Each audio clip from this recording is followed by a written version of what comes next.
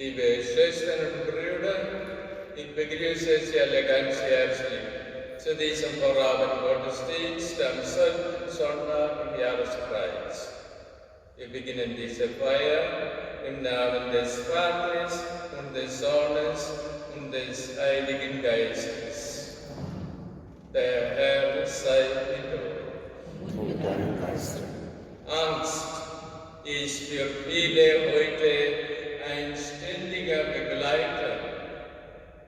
Angst vor dem Coronavirus, Angst vor den wirtschaftlichen Folgen dieser Krise, Angst vor Populisten und Extremisten, Angst vor Krieg und Terroranschlägen, Angst um den Kurs der Kirche im synodalen Weg. Pessimisten haben auch Konjunktur. Da ruft uns heute Jesus zu: Fürchtet euch nicht, ich bin bei euch. Christen sind Optimisten, weil sie sich mit Christus verbunden wissen.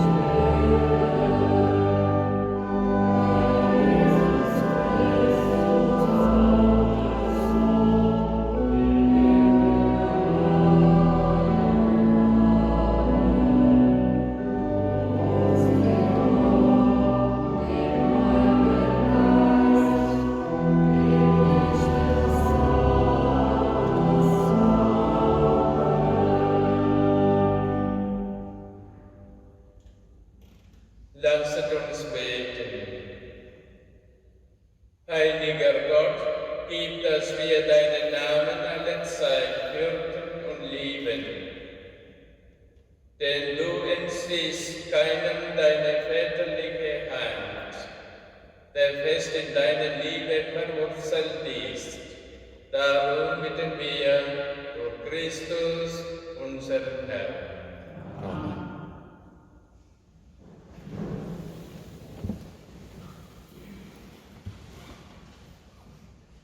Lesung aus dem Buch Jeremia.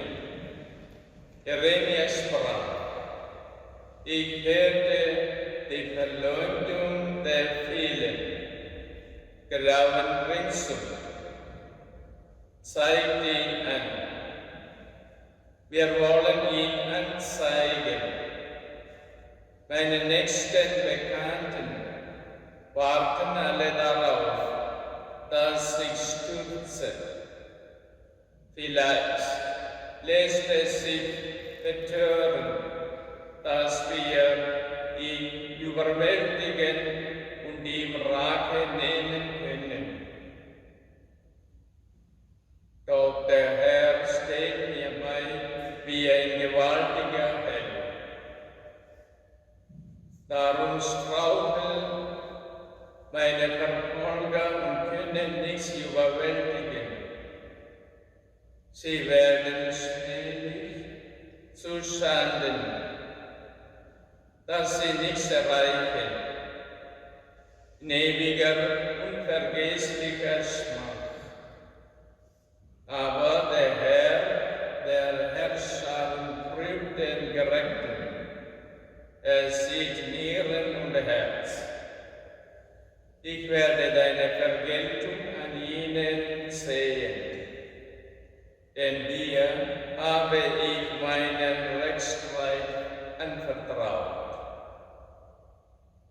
Singt dem Herrn, rühmt dem Herrn, denn er rettet das Leben des Armen aus der Hand der Übeltäter. Wort des lebendigen Gottes. Danke.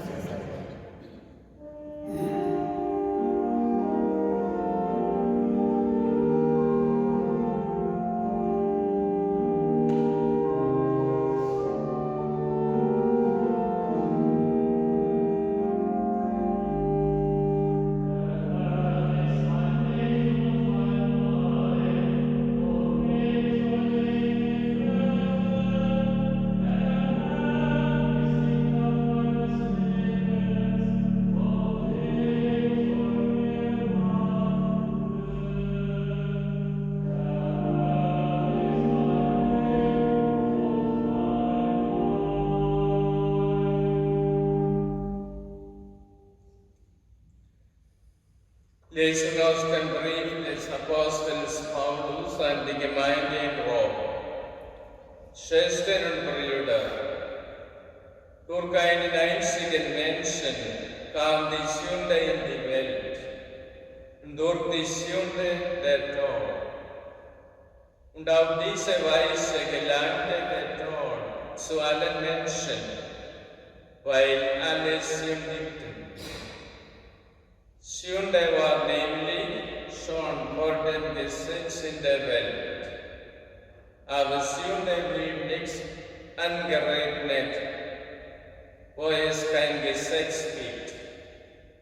Dennoch herrschte der Tod von Adam bis Mose auch über die, welche nicht durch Übertreten eines Gebots gesündigt hatten, wie Adam, der ein Urbild des Kommenden ist. Doch anders als mit der Übertretung verhält es sich mit der Gnade. Sind durch die Übertretung des einen die vielen dem Tod anheimgefallen, so ist erst recht die Gnade Gottes und die Gabe, die durch die Gnadentat des einen Menschen Jesus Christus bewirkt worden ist, den vielen reichlich zuteil geworden. Wort des lebendigen Gottes. Danke Gott.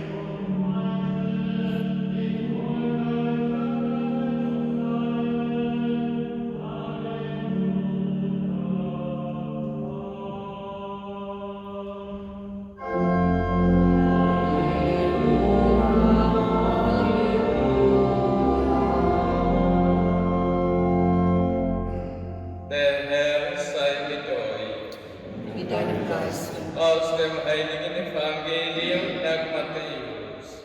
Ehre sei dir, Herr.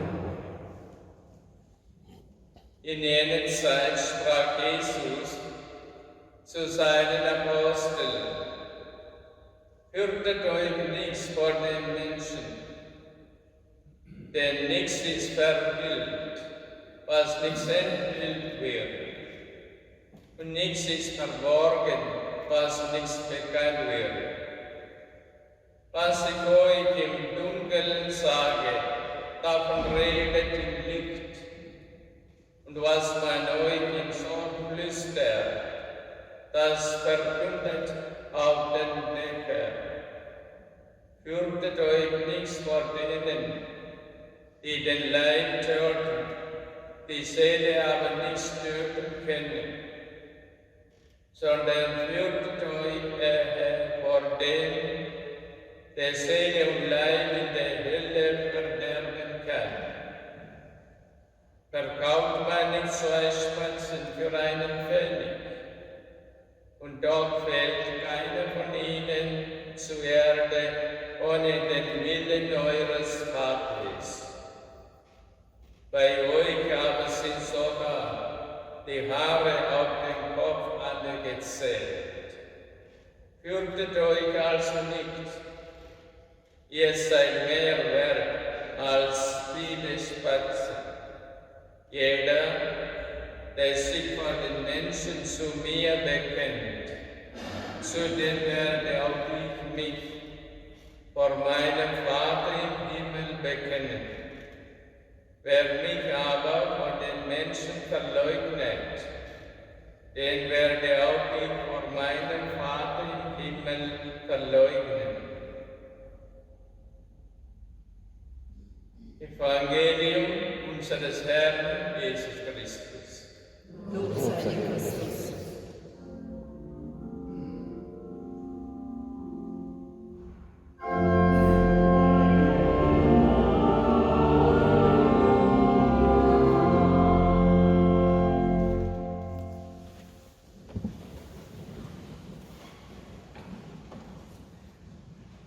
Liebe Schwestern und Brüder, alle Menschen kennen es aus eigener Erfahrung. Es gibt Aufs und es gibt Tiefs. In einem Tief jedoch kommen die Fragen: Warum?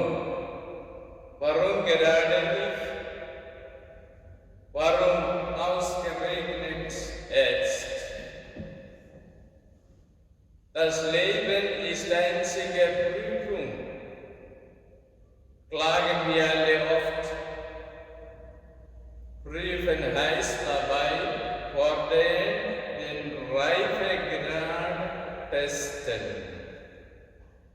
Auch im Glauben gibt es solche Prüfungen.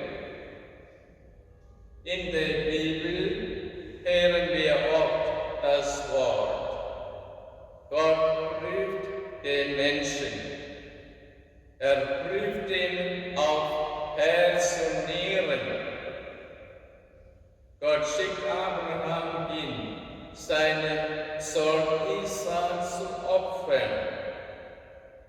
Dies ist ein originales Beispiel. Heute haben wir in der Lesung gehört, wie Jeremia sein Leid beklagt. Er findet sich in einer Situation der Verzweiflung, Verfolgung und Versuchung. Er leidet die matthäische Gemeinde. In dieser Situation der Angst und Hoffnungslosigkeit spricht der Evangelist Matthäus ein Wort des Trostes. Fürchtet euch nicht, Gott hat sogar alle eure Haare gezählt. Christ sein heißt, der Versuchung und Resignation ausgesetzt zu sein. Wie Jeremia, wie die matthäischen Gemeinde, wie jeder von uns. Besonders bei einer lang andauernden Krankheit oder in einer Epidemie wie Corona oder bei plötzlichen Unfällen, sofort taucht die Frage auf, warum gerade ich? Eine Situation der Prüfung. Heute genauso wie bei Jeremia oder Abraham. Christsein schließt die Liste der Versuchung, der Erprobung mit ein. Das Volk Israel, auch Jesus, haben es erfahren. Die Wüste ist der Ort der Prüfungen. Es ist der Ort, wo sich Menschen wieder besinnen und fragen, worauf baue ich mein Leben? Situation der Prüfungen fördern den Menschen, weil von ihm eine Antwort gefordert wird. Jeder stand vor der Frage, habe ich Vertrauen zu unserem Gott oder verleugne ich ihn? Inmitten von Kummer und Trauer findet Jeremia zum Lobgesang. Der Herr rettet das Leben des Armen. Und Jesus sagt, fürchtet euch nicht. Ihr seid mehr wert als viele Spatzen. Amen.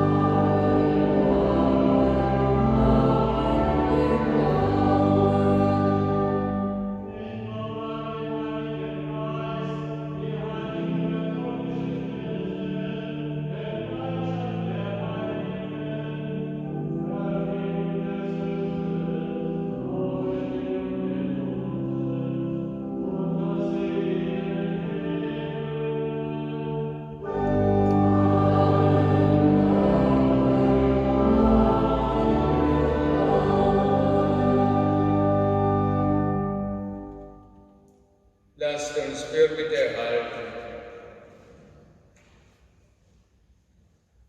Jesus Christus sendet uns als seine Jünger, um sein Heil zu Menschen zu bringen. Ihre Sorge und Nöte legen wir vor ihn und bitten. Christus, höre uns.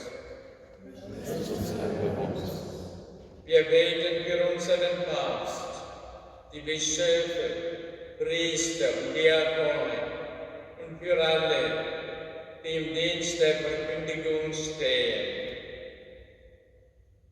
Christus, höre uns.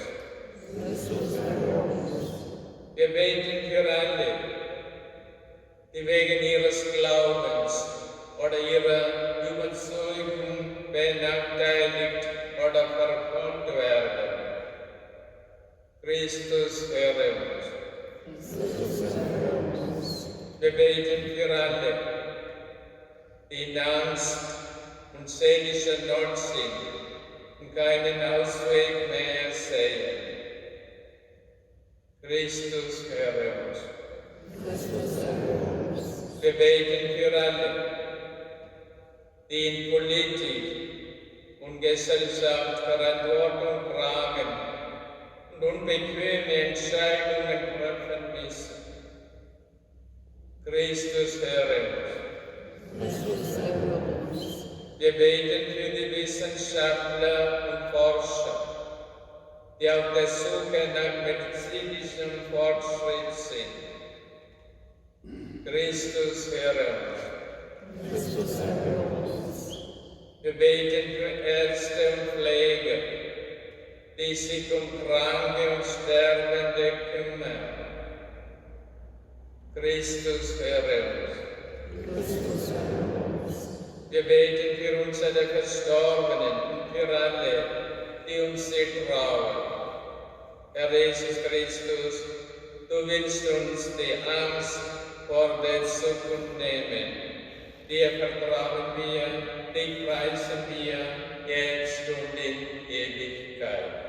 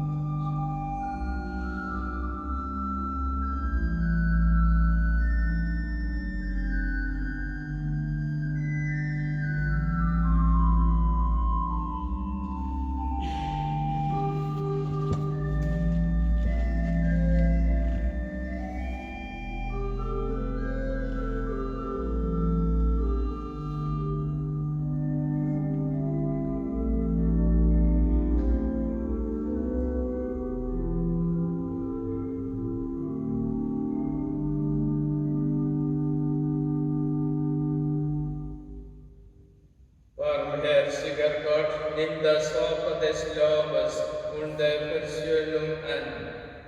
Löse uns durch diese Feier aus aller Verstrickung, damit wir in freier Hingabe ganz dir angehören. Darum bitten wir durch Christus, unseren Herrn.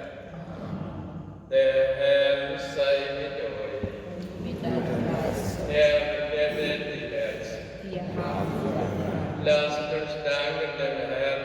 unserem Gott. Das ist würdig und recht. In Wahrheit ist es würdig und recht, dir, Vater im Himmel, zu danken und deine Gnade zu rühmen. So sehr hast du die Welt geliebt, dass du deinen Sohn als Erlöser gesandt hast. Er ist uns menschgleich geworden in allem, außer der Sünde, damit du in uns leben kannst, was du in deinem eigenen Sohne geliebt hast. Durch den Ungehorsam der Sünde haben wir deinen Bund gebrochen. Durch den Gehorsam deines Sohnes hast du ihn erneuert. Darum preisen wir das Werk deiner Liebe und vereinen uns mit den Chören der Engel zum Hochgesang von deiner göttlichen Herrlichkeit.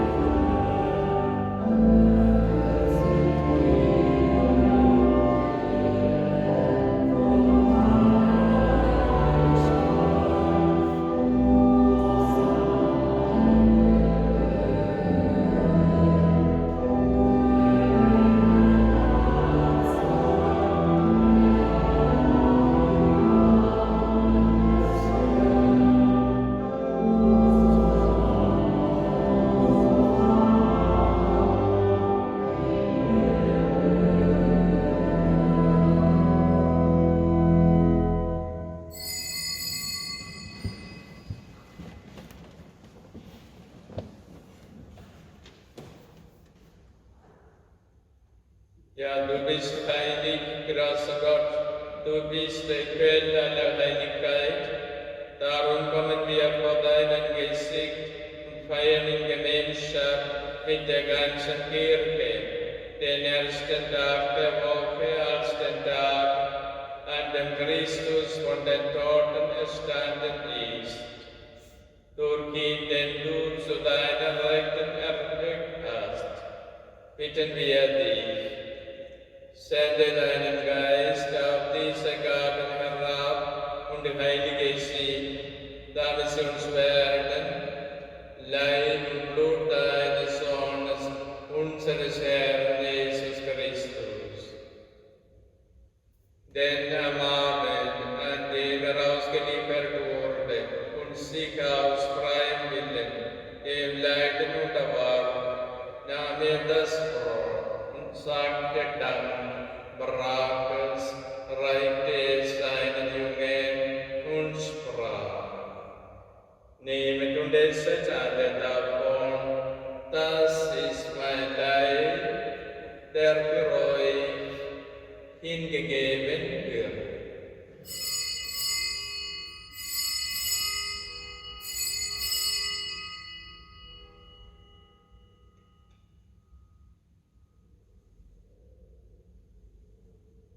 Ebenso nahm er nach dem Mahl den Kelch, dankte wiederum, reichte ihn seinen Jüngern und sprach: Nehmet und trinket alle daraus, das ist der Kelch des neuen und ewigen Bundes, mein Blut, das für euch und für alle vergossen wird, zur Vergebung der Sünden. Tut dies zu meinem Gedächtnis.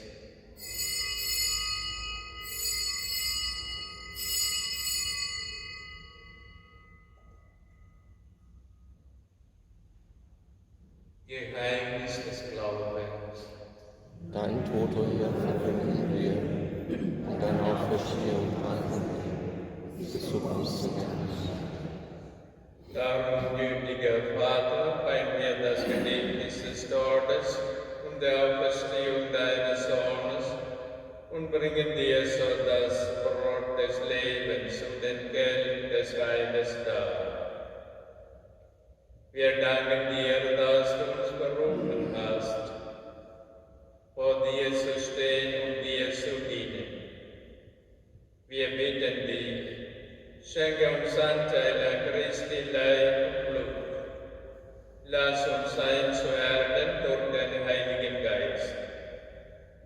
Gedenke deiner Kirche auf der ganzen Erde und vollende dein Volk in der Liebe. Verein mit unserem Papst Franziskus, unserem Bischof Felix und allen Bischöfen, unseren Priester und Diakonen, mit allen, die zum Dienst in der Kirche bestellt sind. Gedenke aller unserer Brüder und Schwestern, die entschlafen sind in der Hoffnung, dass sie auferstehen. Nimm sie und alle, die in deiner Gnade aus dieser Welt geschieden sind, dein Reich auf, wo sie dich schauen von Angesicht zu Angesicht. Vater, erbarme dich über uns alle, damit uns das ewige Leben zuteil wird, in der Gemeinschaft mit der seligen Jungfrau und Gottesmutter Maria, mit deinen Aposteln, mit allen, die bei dir Gnade gefunden haben, von Anbeginn der Welt, dass wir dich loben und preisen durch deinen Sohn Jesus Christus. Durch ihn und mit ihm und in ihm ist dir Gott, allmächtiger Vater, in der Einheit des Heiligen Geistes, alle Herrlichkeit, jetzt und in Ewigkeit.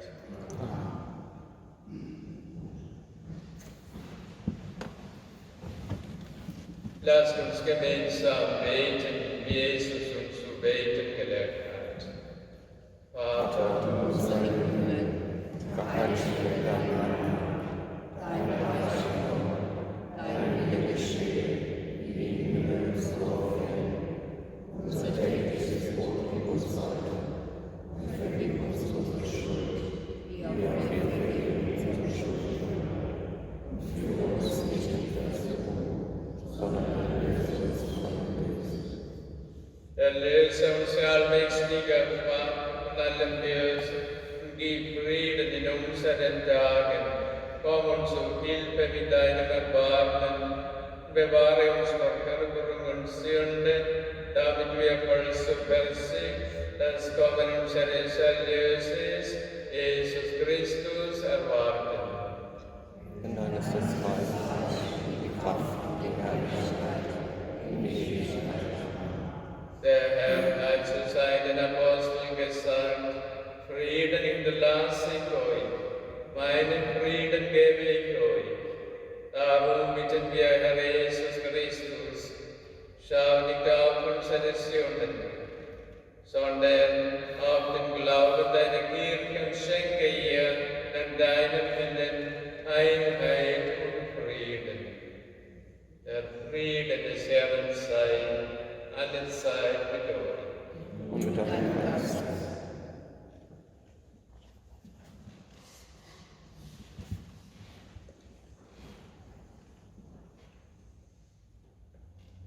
Lamm Gottes, Du nimmst hinweg die Sünde der Welt, erbarme dich unser.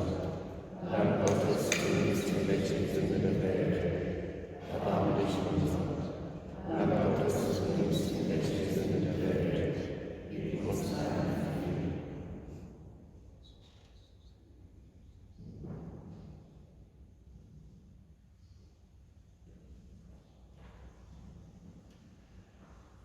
seht das Lamm Gottes, das hinwegnimmt die Sünde der Welt. Herr,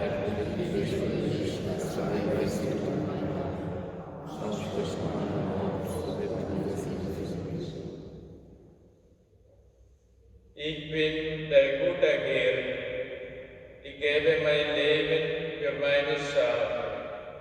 So spricht der Herr.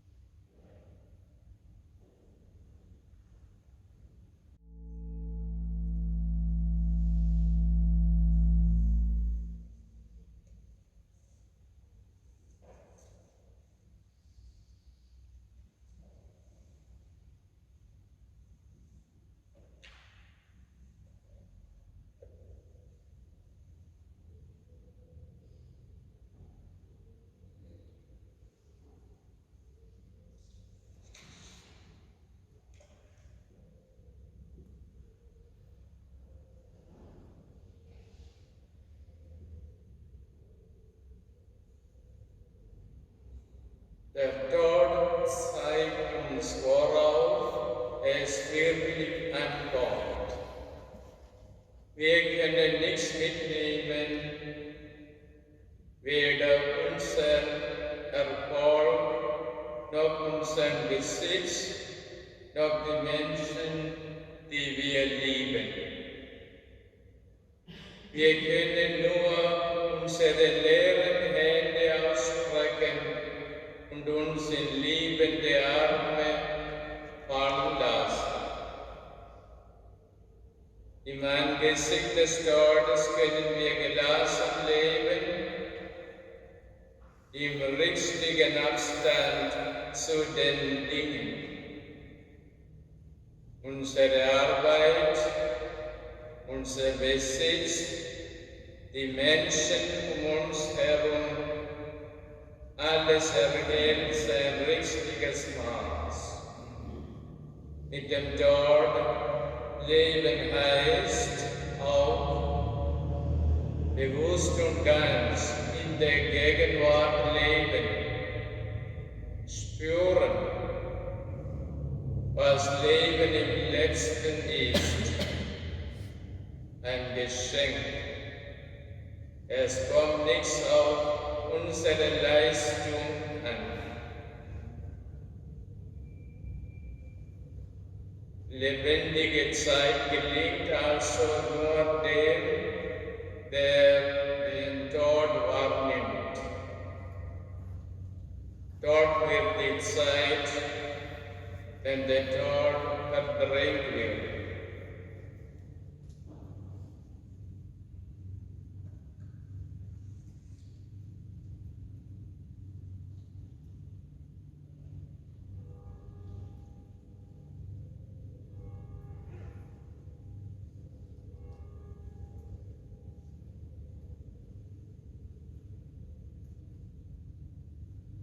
Lasst uns beten.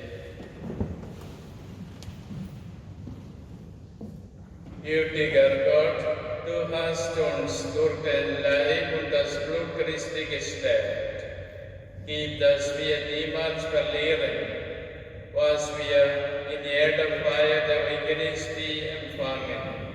Darum bitten wir durch Christus, unseren Herrn. Wir wünschen ein schönes Wochenende und einen gesegneten Sonntag. Danke gleichfalls. Wir bitten Gott um seinen Segen. Der Herr sei mit euch. Und dein Geist. Gott, der allmächtige Vater, segne euch und schenke euch gedeihliches Wetter. Erhalte Blitz, Hagel und jedes Unheil von euch fern. Er segne die Felder, die Gärten und den Wald und schenke euch die Früchte der Erde. Er begleite eure Arbeit, damit ihr in Dankbarkeit und Freude gebraucht, was durch die Kräfte der Natur und die Mühe des Menschen gewachsen ist. Das gewähre euch der dreieinige Gott, der Vater und der Sohn und der Heilige Geist. Geht in Frieden. Danke Gott.